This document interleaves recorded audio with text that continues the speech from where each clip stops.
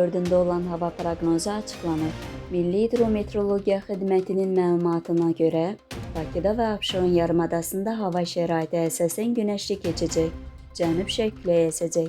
Havanın temperaturu gecə 23-25 dərəcə, gündüz 33-38 dərəcə isti olacaq.